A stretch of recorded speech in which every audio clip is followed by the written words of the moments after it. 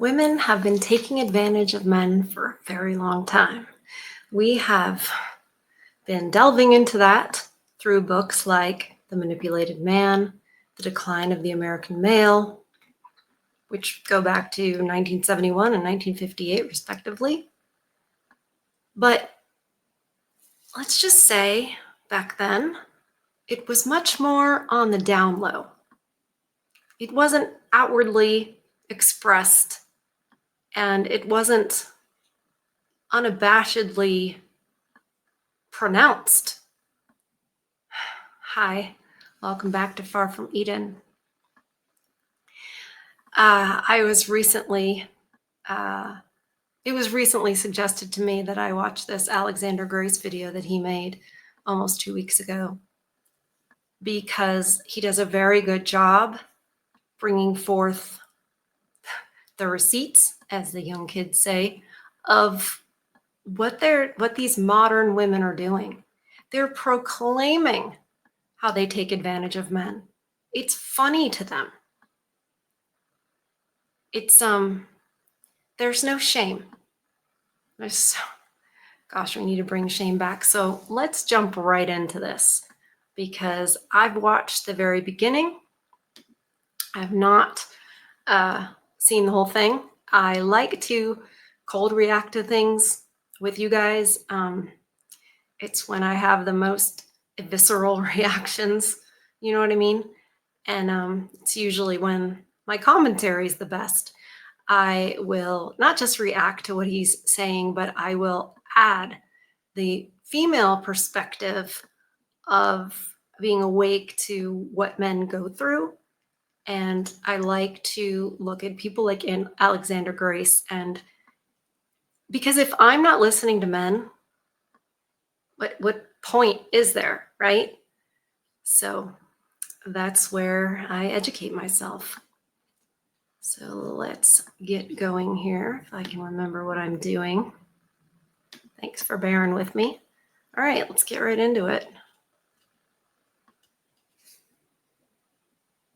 My friend really cracked the code this weekend about how to get a guy to come to you at a bar and buy you a drink. There's a guy at the bar. We're kind of just like waiting behind him, but we obviously don't want to buy these expensive ass drinks. So he's kind of noticing us, and my friend looks at me and goes, "I'm going to wink at Okay.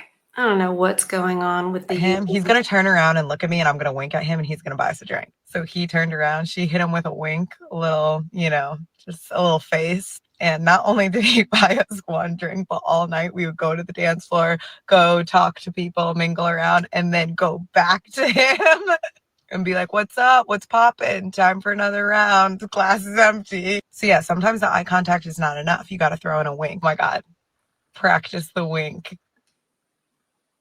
It's just manipulation, just laughing about how to manipulate and almost like teaching other women to do it. What you need to realize about these women is they think it means that they're extra attractive, that they have that kind of power. It's just a wink, what they can get from a man. They think it means that they are somehow more valuable, and it feeds their sense of entitlement. What they don't understand is that more than likely, this man who's buying them rounds of drinks and stuff is not looking at them like they're wife material. It's not looking at them like they're keepers. He's and they will say, "Oh, I'm not looking for that anyway, blah, blah, blah." But I don't know. Women like to be chosen. They'll deny it, but it's true. I'm here to translate and reveal the secrets. Get the drink. She is laughing while telling this story, but I don't understand which aspect exactly is funny to her. Is she laughing at how naive the man is? She's laughing at the conquest. She's laughing at the conquest. She's laughing at the power that she thinks this gives her. It's a victorious laugh. is what that is. She's laughing at the man for falling for it. Is it funny because of how dumb he is to think that a woman could possibly be interested in him? Is it humorous to her that he's stupid at taking her at face value, in thinking the best of people, in assuming that a fellow human being, a woman, would not be so morally bankrupt as to steal his money through this fraud? Or is it just funny to her to see a man suffer? Does that bring her pleasure or enjoyment? I don't. No, it's a victorious laugh. Like, look what I can get with just a little wink. Look at my power. That is all it is. It's all it is. Get it. I don't know what the source of her humor is. I don't know why she's laughing. To me, this story isn't funny. It reads like the confession of a psychopath. One of those terrifying people who cannot feel empathy and is happy to just lie to people and steal from them. But there is an important reason why I don't label this sort of behavior from women as psychopathic. Not because it doesn't fit the description. It's because it is common. Lots of women in this culture would have zero issue listening to that story. They would also find it funny. So you see, to label it as psychopathic is to dismiss the issue, to just say, oh, that's just one bad apple. But Well, I mean, I have no problem labeling it as that, and I have no problem saying it's widespread. I'll say both. Also, oh goodness, I forgot what I was going to say. I just went through a treatment, and yeah, it's made my brain foggy. I'll think of it in a second. Sorry, you guys. situation is so much worse than that. The whole orchard is wrong. Oh, I know what I was going to say. They lack empathy for men. One of the main reasons that women lack empathy for men is they don't see them as human beings. They see them as the men are the predators. The men are the ones who have no morals. The men are the ones who cannot love. This is opposite of what is true. But this is what these women have been taught, propagandized into. And so they believe that. So what they think they're doing is they think they're pulling one over on the predator. Oh, he thinks he's going to get with us. He thinks he's going to take advantage of us. Well, we're going to take advantage of him first and steal his money. And that's why they can, excuse it, because it's not doing anything wrong if you're doing it to somebody who's bad, right? But that's the problem. Man bad. Sometimes it's just that simple. They go into it thinking man bad, so anything I do to him is fair game. I'm not going to feel for him, because how can you feel for someone who doesn't have a heart? And that's how they see them. That's why they can be complete sociopaths towards them. Rotten. I would make the case that the biggest issue in dating right now, perhaps the entire culture, is the lack of empathy that women show to men. Women using men with no pangs of conscience, exploiting them, shaming them, blaming them for every problem in the world, making zero effort to understand the male experience. No compassion for male suffering. Some of you guys may have seen this clip because it went viral. This is a wife's response when her husband tries to open up and be vulnerable. Hey, what are you doing? I came out to check on you. Huh? What are you doing? Her tone right away. What are you doing? I came out to check on you. What is he? First of all, I wouldn't speak to my child that way. That is already a tone you should never take, let alone to your husband. Look at him. Look at him too. Like, you should never take that tone with your husband. And look at him. He's clearly down, to say the least. Read body language, woman. You come outside and you say, "Hi, honey, what's wrong?" And you sit down next to him. You put your arm around him. "What's wrong, sweetie? You okay?" That would be the proper thing to say to this man. "Oh, that makes me angry." Okay. It's going to get worse. I have a feeling it's going to get worse. Thought you were working. I'm looking at this. What is it? It's wire. It's a spool of wire. And I'm almost out of it. Can you see the spool of wire? Mm-hmm. I'm almost out of it.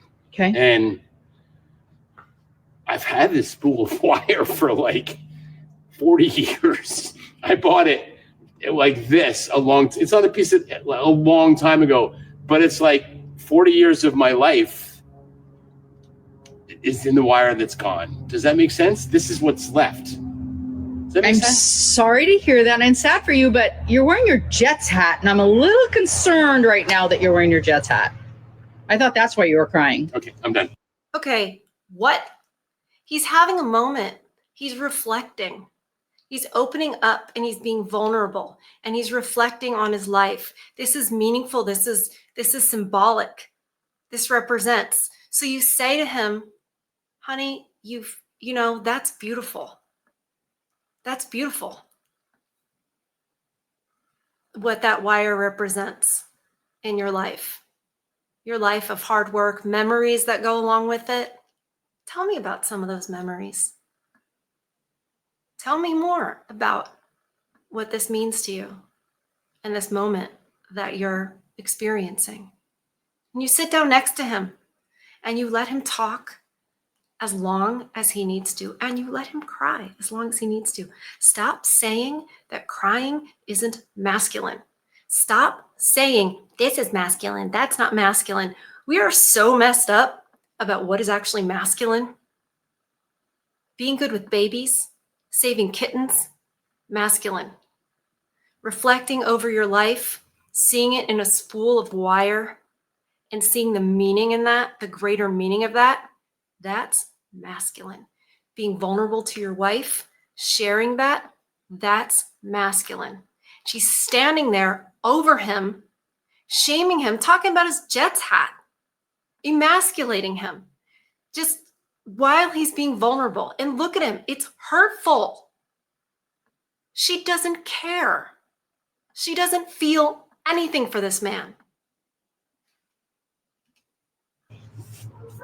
Her response is so jarring because the audience is right there with him. He's feeling emotional. He's reflecting about how this spool of wire that he's had for 40 years reflects his own life's journey, his mortality. And her response is like, okay. Women try and place the blame on men for not opening up more, for not sharing their emotions and being vulnerable. But it is That's not what women mean when they say, you don't share your emotion, They mean, you don't listen to me and my emotions and validate every emotion I have. When I get home from work and I tell you how Jennifer did this or said this, you don't seem to care. You don't take my side. You just want to solve my problems. That's what they mean. They don't mean they want to hear about his thoughts, his deeper feelings, his challenges and things like that, his insecurities. I don't know if I said that already. Anyway, they don't want to hear about that. That's a lie. That's code for, you need to sit there and listen to my feelings all day long and tell me that I'm right. You need to commiserate with me and tell me how, Jennifer was totally out of line and how dare she. That's not helpful.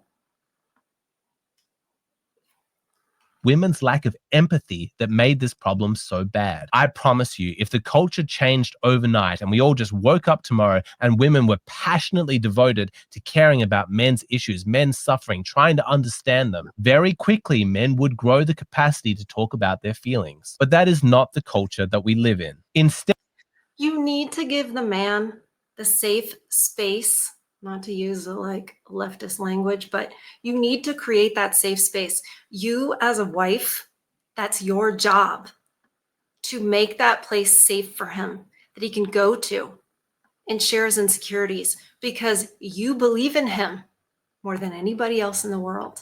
You still believe in him when he's wrong, when he's made a bad decision, whatever. You believe in him all day long and you follow. You can share your opinions and he will listen.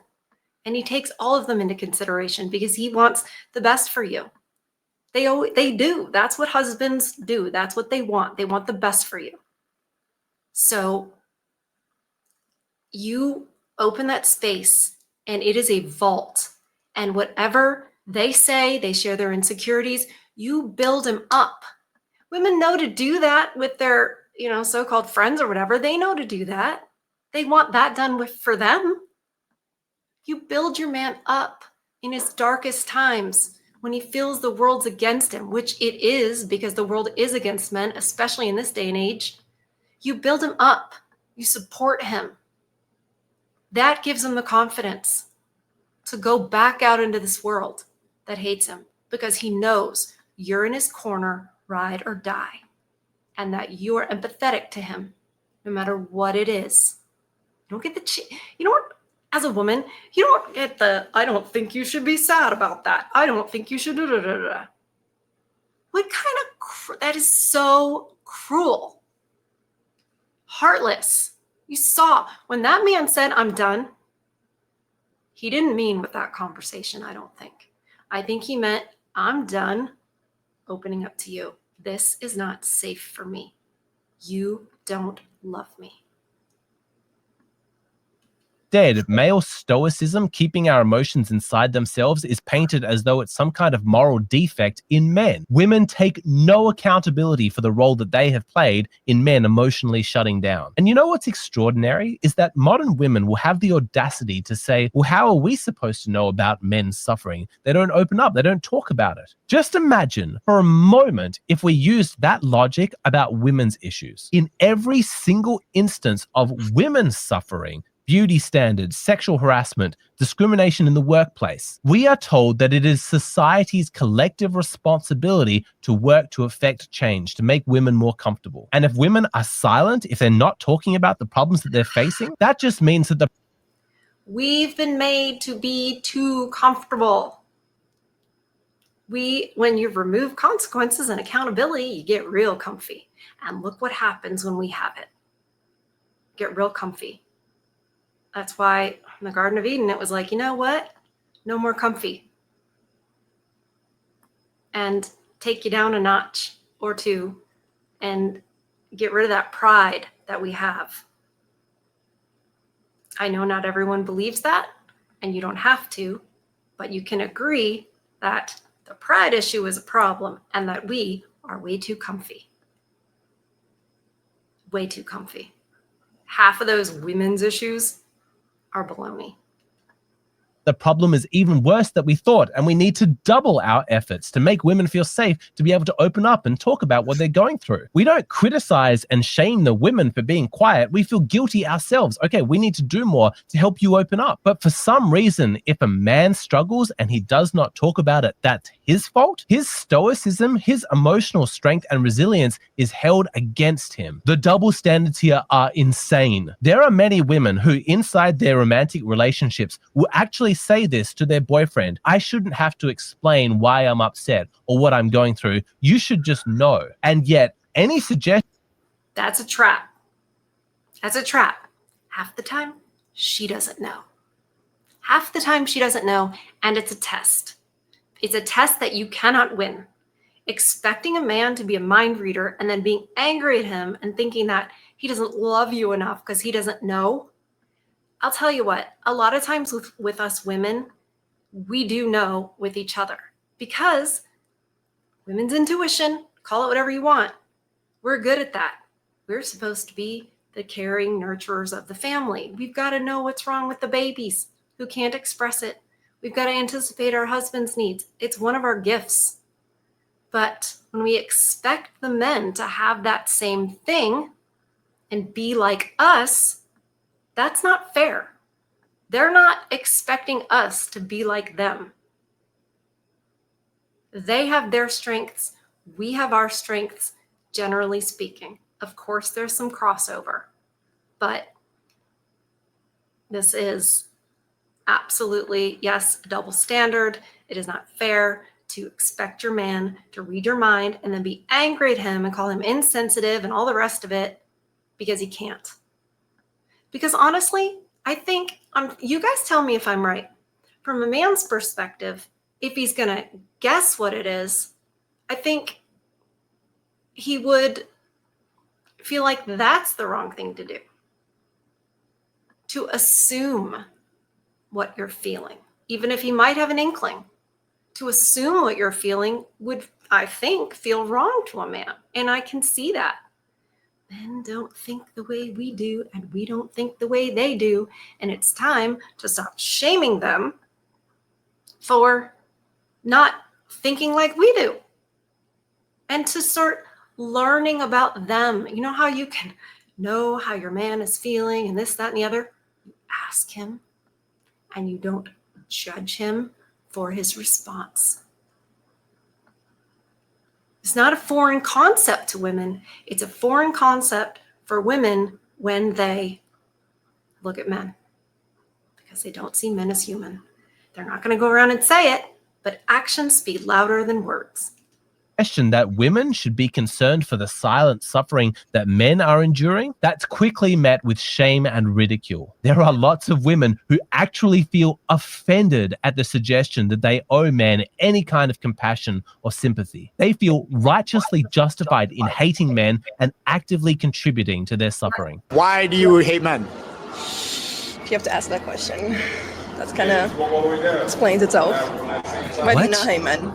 You hate men? No, I don't hate anyone. I love everybody. She can't answer the question. She's propagandized. She doesn't know why she hates men. She doesn't know. So she throws it back on him because she has no idea why. Oh, sweet. Do you have a lot of hate in your heart? Yeah. I don't have one, so You don't have what? I don't have a heart. This is a You psychopath. don't have a heart? No. What makes you hate men? Genuinely. It's everything about them. Can you name one thing? Their lack of compassion, one, for the most part. See? That's what they think. They think men can't love. They think men have no empathy. They think men have no compassion. Did you ever hear of the whole concept of accusing someone of doing what you're doing? She said she doesn't have a heart. She thinks that makes her stronger. It's not true. She's clearly broken. But a lot of that is gobbling up that propaganda. Man bad. I think that's my train. Is that a C train? You just said you don't have a heart, and then you're going to say that men have a lack of compassion? Well, exactly. I don't have a heart because men don't have a, because. There you go. It's man's fault. There you go. All their fault. All your fault. Men have a lack of compassion. So it's men's fault that you don't have a heart? Yeah. Have a good day. Thank you. What? What the hell did I just hear? This kind of attitude is so widespread in our culture, and what happens is that it strips men of their human status. When you have made zero effort to understand men, you've heard nothing about their human struggles that would ordinarily provoke a sense of empathy, then it's easy to hate men and look down on them and to view women as superior. It's incredibly efficient circular logic. I don't talk to men about the struggles that they're going through, and because I'm not aware of their struggles, then I don't care. This has exacerbated the main character syndrome that so many modern women exhibit. The sense that only they, women, matter, He is right on track. I agree with everything he is saying. and that men exist in a purely supportive role. Their lives are only justified by how much they are contributing to a woman's comfort. So much so that many women date men with the explicit expectation that he perform, that he sell himself about what he's going to do for her. He needs to explain to her why he should be so lucky as to get chosen to be the one to make her life easier. But what That's backwards. Should be the other way around. What would happen if we changed that? If instead of only thinking about what women want, we gave equal consideration to the desires and standards of men? How tall are you? How much do you weigh? Sorry. How much money you got? How many bodies you got? That's right. Do you pay all the bills? Do you have like student loan debt? What's your credit score? Do you cook it clean? How big is it? How wide is it?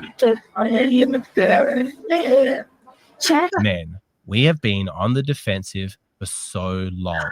It's time to retake the initiative, to go on the attack. This isn't about small changes, about tinkering around the edges. The overall frame that modern dating and relationships exists in is rotten to the core. It is time for men to go on the offense, to bring dating conversations to the question that must be addressed before we go any further. Why do women display such a lack of empathy for men. How can modern women justify the indifference that they show to male suffering? Men need to stop falling into the frame that women set, where it's all about serving her needs and blaming men. Instead, make the conversation about her shortcomings. Why don't you care more about what I want? She wants to throw a tantrum because you don't text her enough. You're not showing her. Get it all out of the way before you ever go on a first date. I'm telling you, don't go on dates, don't date, don't marry, walk away. I personally think that's the best attack, is to go, fine, we're done, we're out, until you change your ways. You know, we're boycotting until conditions improve. But if we're going to talk about some of the guys that want to go out there and date, get all this out of the way before we get started. Figure out what her values are right off the bat. If she runs away, like, oh my God, I can't believe you're asking me that so early, she's not the one. If she's like, I'm so glad we're talking about this now, then you move forward. You move forward and you go, okay, are we aligned on these things? You get those out of the way first. I was literally having a conversation with another woman this morning talking about this. She's married, but we were talking about like what should take place in what order. And that is, make sure your values are somewhat aligned on the really crucial things at first. Then you figure out, all right, is it worth us figuring out if we get along, if our personalities mesh? But what does it matter if you like the same movies and you like the same activities and whatever? You have, you know, semi-good, shallow conversations. What good is that if your values aren't aligned? If she's like, oh, I don't know, you ask me too deep of questions or whatever, she's not the one. She's not going to understand why the wire that's almost run out is meaningful to you. She's not going to care. Figure that out in the beginning. See if she listens to you in the beginning. When you know, none of this, well, I don't want to get too serious too quickly. Why? People certainly jump into bed too quickly. And that's not too quick now, but getting it out of the way, like what are our values, etc. But these dating apps, they make it so that's not going to happen because you're choosing people based on complete superficiality. So yeah, I don't see how this situation gets fixed without men walking away because they deserve more. They really do deserve more. And I'm not the type of person to talk about you deserve this and you deserve that, because really we all are a bunch of ragamuffins, right? And really probably don't deserve a lot. But I'll tell you what, they don't deserve to be treated as cruelty as they're being treated by a bunch of people acting in a sociopathic way. Her enough attention. Do not defend or explain yourself. That conversation is not important. Instead, what needs to be talked about is why is it that her first instinct is to attack you? Why not calmly inquire about your communication methods, your priorities? Why doesn't she seek to understand you and equally accommodate your needs, your... I'm sorry, but if you're already in a dating situation and you have to have that conversation, you have missed some of the vetting that went into it. Because if you're having that conversation and you're dating somebody, I'm sorry, no, that's a veto, because she will pretend and she'll get through the conversation to get what she wants. She wants you down the aisle. She wants that contract. She wants you to pay for stuff. So she can easily manipulate her way out of that and pretend to care. Your methods, your style. Let's say she wants to criticize you for not taking her out to expensive restaurants or fancy holiday destinations. Do not explain, do not justify. Enough of the defense. It's time. That's a veto. She wants you to take her out to expensive restaurants. That's a veto. You want a girl that's like, let's get Taco Bell. You don't want this, I deserve this and I demand that ritzy restaurant baloney. That's a woman who is prioritizing shallow things. It's okay to like a nice dinner. It's not okay to expect it and demand it. It's not. And that's a veto. time to go on the offense. Actually, I don't want to talk about that. What we need to discuss is your lack of empathy. You're demanding all of this expensive stuff, but since we started dating, you have made zero effort to try and understand my financial situation. You don't know any of my feelings about money, spending, saving. You've made no financial contribution to my life trying to make Veto, veto, veto. Veto that chick. Bye-bye. Vaya con Dios. Get out. my life easier. So the only conversation I'm interested in having is why there is so little effort coming from you to understand me, to accommodate me. Why is this relationship so one-sided? Many women will have no idea how to respond to this, and they might panic, but that's their own fault. All along, they should have been making more of an effort to walk a mile in a man's shoes to understand what his experience is like. But that is not how modern women are using their time. They're too busy thinking about themselves. If you're determined to date, you find a woman that can empathize with her father. You find a woman that can empathize with a brother, a cousin, a friend. You find a woman that has some type of history seeing a man as a human. If you've gotten to this point, there were red flags before you got here. This is a veto. This is nope, this is not going to work. Sorry, goodbye. And that's why you don't get too physical too quick. Because it sends messages that, hey, I'm in it. And that's where you get crazy ex-girlfriend syndrome from. And I find this particularly evident in any discussion about a woman's body count. Here, women's narcissism and lack of empathy for men is on full display because, of course, men want women who have had less sexual partners. It speaks to character, good judgment, pair bonding capacity, paternity certainty. If women spent just a second listening to men, they would understand this, that it's actually admirable for a man to have high standards. A man wanting a low partner count woman is an expression of high self-esteem. It's something to celebrate. Good for him. He has standards for himself. That's great. But of course, modern culture has encouraged women to see this as some kind of a flaw in men. Well, that's because it's convenient, isn't it? They want to have all these ridiculous standards, and men are like, I'd like some standards, please. And they get shamed. But the reason is so that these women can continue to behave however they want and have no consequences and not be accountable. That's what it's really about. And if you hold her accountable and the consequence is she can't have you, then you're clearly a monster. Shaming is born in the insecurities of men, and your insecurities are born in your penises and your wallet size. Emasculate, emasculate, emasculate. It's their go-to. Build up a defense against that. Because honestly, and I'm gonna be super frank here, I never heard a big dick man with not just big dick energy, not just BDE, but a man who's well endowed. I've never seen a well endowed man call a woman a whore. How does she know? She's seen a lot of them, I guess. Okay. It's always the man who can't handle a sexually advanced woman in the bedroom. Okay. Gentlemen, do you understand what is at stake here? Frame is everything. Is this conversation going to be about dick size and your insecurity, or is it going to be about her lack of empathy? The fact that she is completely devoid of understanding the male experience. You need to realize that the power in a relational dynamic is rarely expressed in how something is being discussed, but in who decides what is being discussed. And I put it to you that the discussion that must be had at this point in time of the culture is, why don't women have more empathy for men? Explain that. You know what? These women have all these standards. They need to start having standards for themselves. You know?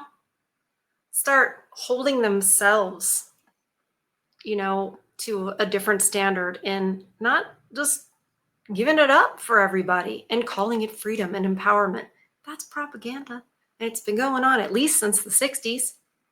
Probably earlier, according to our Decline of the American Male series. That's not empowering. That's degrading. Of course, look, we know how to shop. If something's used, it's less valuable. Do you want a pair of shoes that a bunch of people have walked in, or do you want a brand new pair of shoes? Is it kind of gross to you if a bunch of people's feet have been in the shoes? Come on now. Justify that. Make that make sense. The gentle, compassionate, nurturing gender that we're told that women are, where is it? Where's the evidence? The lack of understanding from women to men right now is fucking disgraceful. It's got to change. And for the rest of this video, I'm going to explain how to have this conversation with women, whether it's your girlfriend, your wife, family members, how to flip the frame and take control, and to make her lack of empathy the new #1 topic of conversation in the house. If you've watched this video and you like the theory, but you want a detailed guide as to how to practically implement this, you're going to want to keep watching. The full-length version of this video is available on Patreon. What I post here on YouTube, these are just the shortened, abridged versions of my videos. The full-length version is available on Patreon. And I leave that, what in the heck? Let's just X out of this because it's going to play the next video and we don't want that. I leave the end in because I appreciate his work. And that way you guys know that if you want to, like he said, get the full video of what he's talking about. If you guys want to have these conversations, or maybe you're already in a marriage, right? And men don't want to bail, they don't. And so maybe you do need to have these conversations because you're already in a marriage and you're being treated that way, the way that man was treated with his spool of wire. I'm never going to forget that now. I'm always going to remember that man with his spool of wire and the meaning that it had for him. And I feel so bad that he didn't have anybody to share that with. It's just awful. I can't get past it. But point is, we do not have empathy for men because women do not see them as people. They see them as predators, monsters, and bad. And pardon the expression, they get off on being, manipulating them and having power over them. And they do that through emasculation, through, getting drinks with a wink and laughing about it as if it's some kind of a victory. And that's what I mean. Women need to have higher standards for themselves so that they're not the type of people that are cruel to other people, that take advantage of other people, that don't listen to other people and their struggles and their worries, that we discount them, that we say man up and we say things to emasculate them.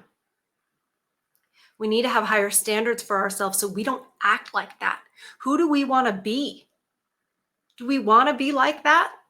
Do we want to just believe all the propaganda through Netflix, through mainstream media, through radio, through, God, I'm old radio, but music, all with the messages, man bad. Do we want to be that dumb? Do we want to be that impressionable, that we believe everything that this messed up, degenerate society tells us? Do we really want to close our eyes to truth? We need to be better. We do. And like I said, until we are, I think MGTOW makes the most sense. Protect yourselves. Invest in yourselves. Seek truth. And if that leads you to God, great. Go out into nature. Remember whose image you're created in. Lord have mercy.